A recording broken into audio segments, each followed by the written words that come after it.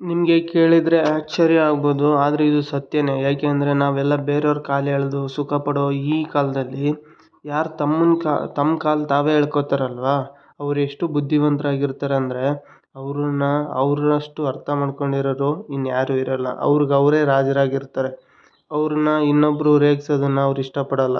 ಹಾಗಾಗಿ ಅವರೆಷ್ಟು ಬುದ್ಧಿವಂತರಾಗಿ ಮುನ್ನುಗ್ತಾರೆ ಅಂತಂದರೆ ಲೈಫಲ್ಲಿ ಎಲ್ಲದನ್ನು ಫಸ್ಟು ಕಾಮಾಗಿ ಯೋಚನೆ ಮಾಡ್ತಾರೆ. ತದನಂತರ ಅದಕ್ಕೆ ಏನು ಮಾಡಬೇಕು ಸೊಲ್ಯೂಷನ್ ಹುಡುಕ್ತಾರೆ.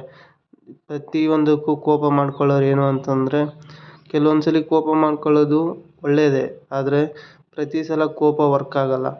ಕೋಪ ಎನ್ನುವುದು ಎಷ್ಟೊತ್ತಿದ್ರೂ ಕೂಪಕ್ಕೆ ತಳ್ಳೋವಂಥ ಒಂದು ದಾರಿಯಾಗಿರೋದ್ರಿಂದ ನಾವು ಯಾವಾಗಲೂ ಕಾಮ್ ಆ್ಯಂಡ್ ಕೂಲಾಗಿ ಯಾವಾಗಿರ್ತೀವೋ ಅಷ್ಟು ಸಕ್ಸಸ್ ನಮಗೆ ಸಿಗುತ್ತೆ. ಇದನ್ನು ನೆನಪಿಟ್ಕೊಳ್ಳಿ, ನಿಮ್ಮ ಜೀವನದಲ್ಲಿ ಅಳವಡಿಸ್ಕೊಳ್ಳಿ. ಜೈ ಹಿಂದ್.